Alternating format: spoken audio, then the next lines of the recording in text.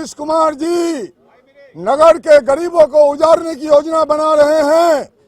पटना हिंदुस्तान का सबसे ज्यादा गंदा शहर है और कटिहार हिंदुस्तान का सबसे गंदा शहर है। और कटिहार के वित्त मंत्री का कटिहार का विकास पर, कटिहार की गंदगी को साफ करने का कोई इरादा नहीं है। कटिहार में बने हुए आज 6 साल से बस स्टैंड कचरे का ढेर बन गया है और पटना नगर को कचरे का ढेर बना दिया इन लोगों ने। और नगर विकास के नाम पर station area committee, station area development authority बना करके पूरे फुटपाथ पर गरीब मजदूरों को दुकान उजाड़ा जा रहा है।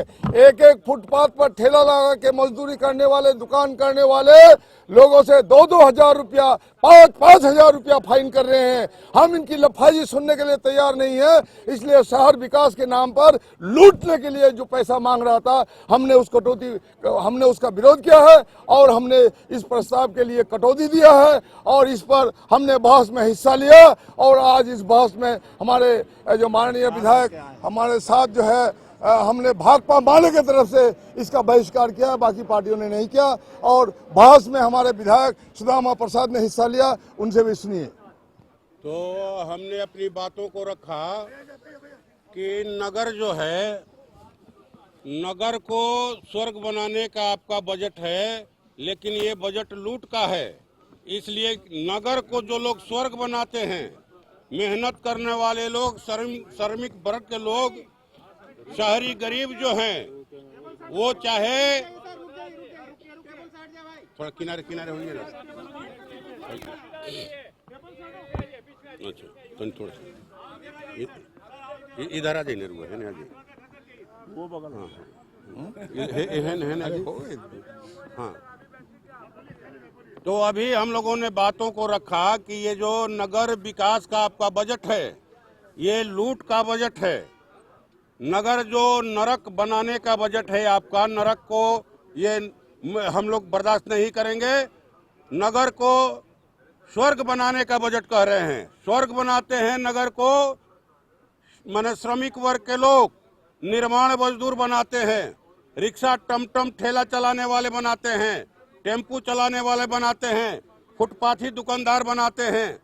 वो नगर को स्वर्ग बना करके भी उनको नरक में रहने के लिए मजबूर किया गया है। न वहाँ पानी है, न वहाँ गंदे पानी की निकासी की व्यवस्था है, न रोशनी है, न स्कूल है। तो हम लोगों ने कहा कि भाई वो श्रमिक वर्ग जो नरक में रह रहा है, वहाँ भी आप उनको शांति से नहीं रहने देते। वहाँ से भी बार बार उनको लाठीचार्ज करके हटाया जाता है। अभी पिछले दिनों गर्दनी बाग में 100-125 साल से बसे हुए गरीबों को उजाड़ा गया।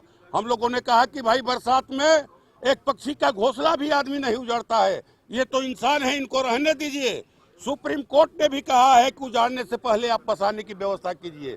लेकिन ये शहरी गरीबों को ये शहरी समझते ही नहीं है, समझते हैं कि ये मखमल में टाट का पेवन कहां से आकर के लग गया। हम लोगों ने मुख्यमंत्री जी को ज्ञापन दिया। माननीय मुख्यमंत्री जी ने कहा कि आप लोगों को क्यों प्रेरित करते हैं गरीबों को शहर में रहने के लिए, हमने तो गांव में इतना विकास कर दिया है। ये कहा जाए कि डपोर संघ की सरकार है और शहर के सौंदर्यीकरण के नाम पर गरीबों को ये उजाड़ना चाहती है और हम लोग इसको होने नहीं देंगे। इसीलिए हम लोगों ने इनका बाइकाट किया। जो शहरों में जमाबंदी खाता है 121 का, उसको आधार बना करके ये शहरी गरीबों को पक्का मकान नहीं दे रहे हैं। हम लोगों ने मांग किया कि इसको आप इस शर्त को वापस लीजिए। और जो जिस तरह से दिल्ली की केजरीवाल सरकार ने झुग्गी झोपड़ियों को कानूनी दर्जा दिया, आप भी यहाँ उनको कानूनी दर्जा दीजिए। आप बोल रहे हैं कि बहुमंजिली इमारत में रखेंगे, इमारत में कितने लोग रखे जाएंगे? लाखों हैं। आप जो जहाँ रह रहा है उनको कानूनी मान्यता दीजिए, उनको पक्का मकान दीजिए, उनके मोहल्ले में जो है नली का प्रबंध कीजिए, पानी रोशनी का प्रबंध कीजिए, विद्यालय और गार्डन का व्यवस्था कीजिए। और जो शहरी गरीब हैं, रोजगार गारंटी योजना जिस तरह से देहातों के बेरोजगारों को काम देने के लिए चलाई जा रही है, शहरों में भी चलाई जाए। हम लोगों ने ये मांग किया और हम लोग बाइकाट करके चले आए। कहीं कोई योजना का इन लोगों ने, मंत्री जो जवाब दे रहे थे, कहीं इसका कोई जिक्र नहीं किया, इसलिए हम लोग बाइकाट करके चले आए।